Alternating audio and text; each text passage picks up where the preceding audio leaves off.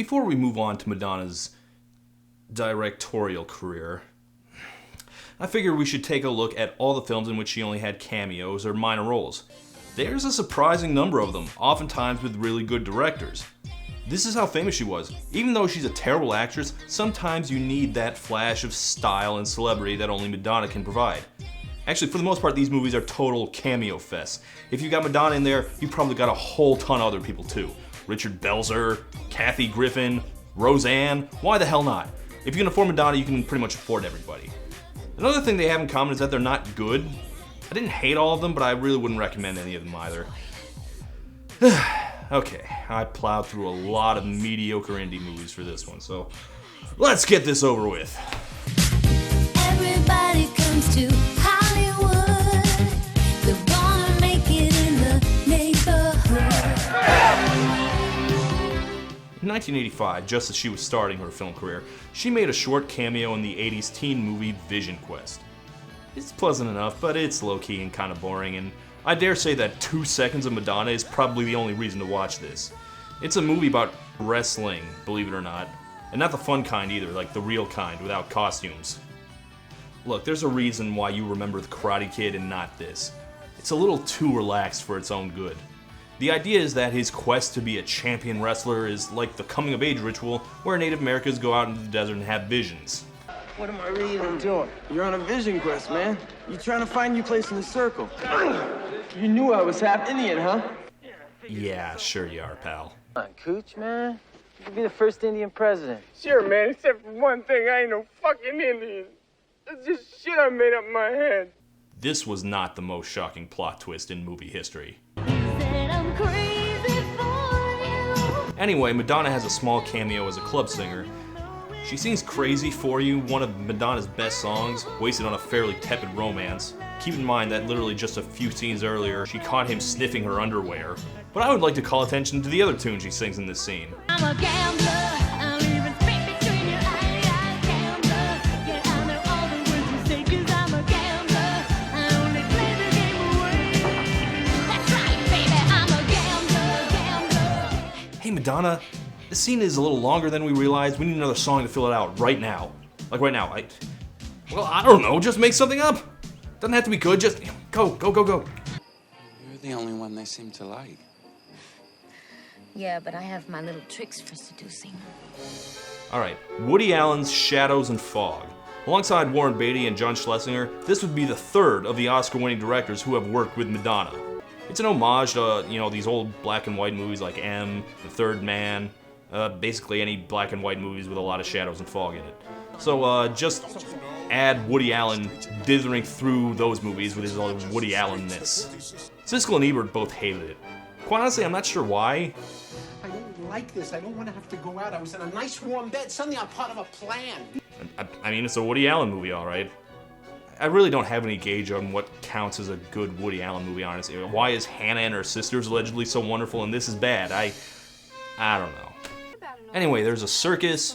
Mia Farrow is a sword swallower, and she's struggling in her relationship with a clown played by John Malkovich, the greatest casting of all time. Every town we played in, I get huge laughs. And here, nothing. I mean, no one comes, and the few that do just sit there stone-faced. They weren't laughing at my jokes. I was hilarious. I pulled a rubber chicken out of my comically oversized pants. Little does she know that Malkovich the clown has been cheating on her with Madonna, the trapeze artist. You are such a pig, you are a pig! Trust me, Mia, there are far worse ways you can be cheated on. I think the bigger question is, why is Madonna sleeping with a literal clown? I guess when you work in the circus, it's either Malkovich or Rex, the dog-faced boy.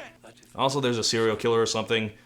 Oh, and Woody and Mia decide to adopt a daughter together. Oh, God.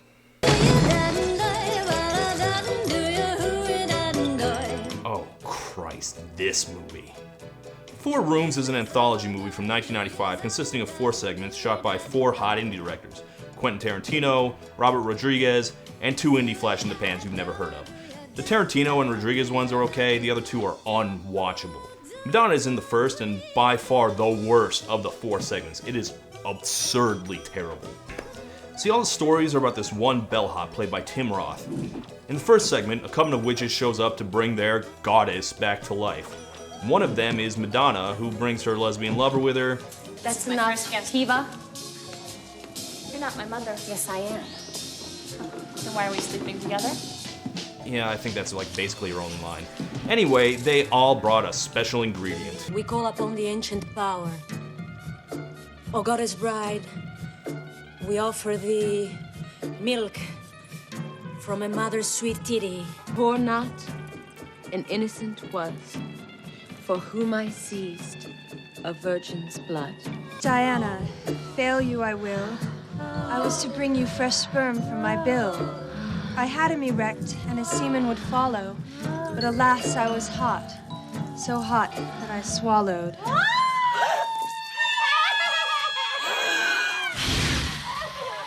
Well, she may have fucked up, but at least she remembered to explain her failure in rhyme. How did you not bring this up immediately? For that matter, how did you not find a replacement, lady? Was there something special about this sperm? Apparently not, because she decides to bang the bellhop. So apparently she could have offered a BJ to literally any guy off the street, but she left it to the last minute for some reason. And for some reason, he still has to be magicked into it. Anyway, dude gets laid, she adds his jizz in the cauldron, the goddess is brought back to life, and then she, I don't know, destroys the world? Beats the shit out of me. I can't imagine why Madonna chose to be a part of this except that she might have another chance to hit on Antonio Banderas. What was the point of this? Awful. Awful from beginning to end.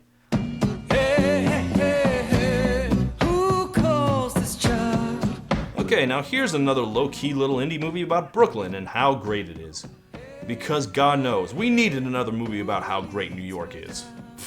It doesn't have much of a plot, seems to be mostly improvised. Harvey Keitel is a clerk at a cigar shop, various actors hang out and improv. There's Lou Reed, Roseanne, Jim Jarmusch. With coffee and cigarettes, you know? That's like... Yeah, if this movie inspired Jim Jarmusch's coffee and cigarettes, that's probably the only worthwhile thing it really does. Anyway, the owner is going to sell the store and move away. But Jackie Robinson convinces him not to. Yeah, seriously, Jackie Robinson. And this is how he informs Harvey Keitel that he still has a job. I have a telegram for you.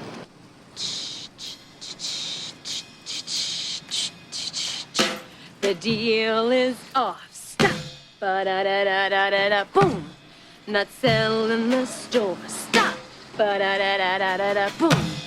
I'll see you next week. Stop. Ba-da-da-da-da-da-da. Boom.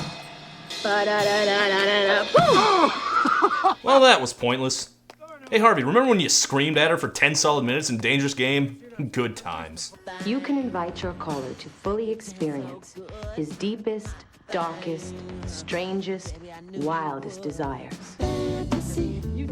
Ah yes, this one is a Spike Lee joint. And I've heard it called his worst movie.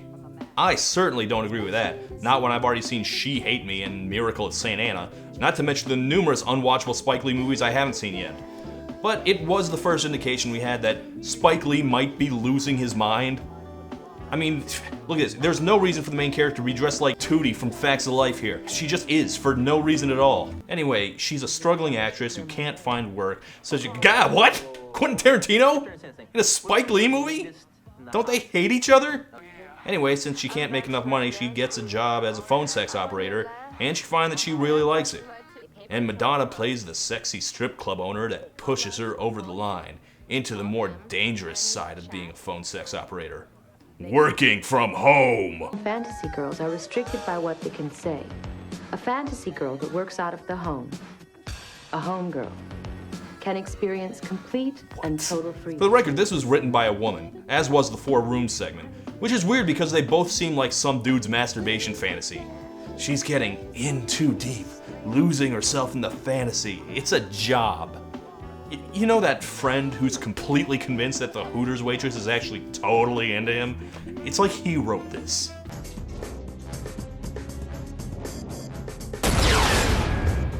Die Another Day, the favorite Bond movie of nobody. I mean, it's certainly not the worst of the Bond movies, although it is much worse than I remember, and bad enough that Brosnan decided that he was done with this nonsense.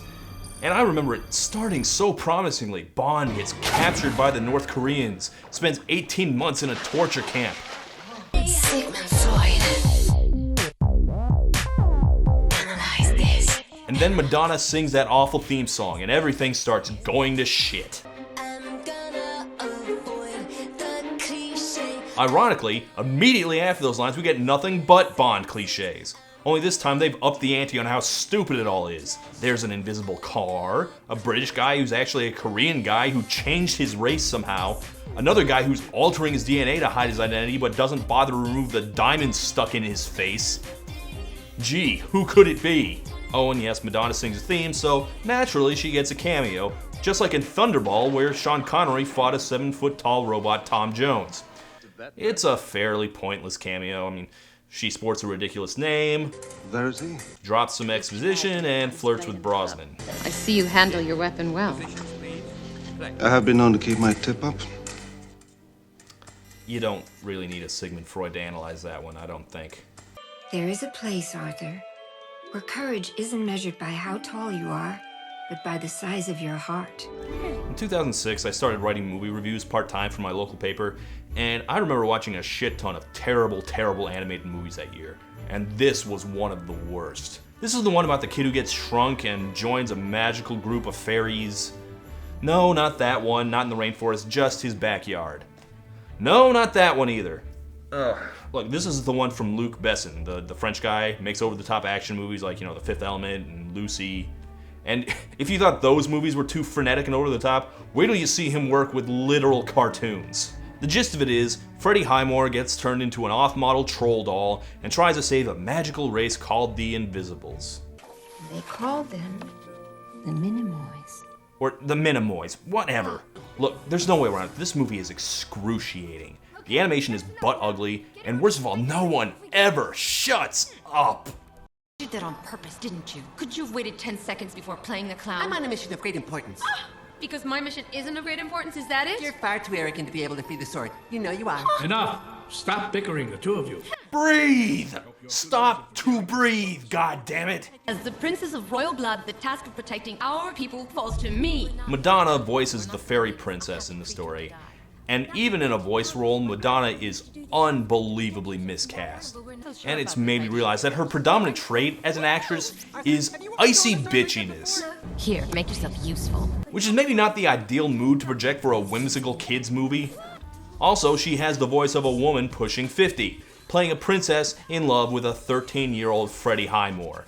That's not creepy. Selenium, so how old does that make me? About the same age as me. Wow, that's... Yeah, sure. Let's see if they've got the groove.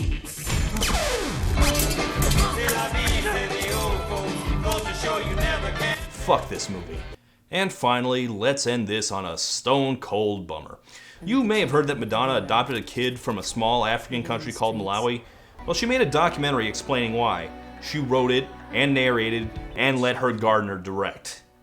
Yeah, I know this sounds like the most indulgent ego trip any star has made since, well, any of Madonna's other movies, but it's actually pretty solid, mostly devoid of ego and focused on the history of Malawi and its problems and stuff. My only real problem with it is that it's not particularly enlightening. As it turns out, Malawi has endemic issues with AIDS, poverty, corruption, lack of education. It's not exactly smashing any stereotypes about Africa is my point here. So it's not groundbreaking, but it's at least sincere. And you know what? It made me think, if anyone wants to criticize her for, adopting a kid from Malawi, screw you. God damn. Okay, yeah, I think that's all of them. Hey Todd, did you do this video entirely so you wouldn't have to watch Madonna's directing for a little while longer? Maybe. Maybe.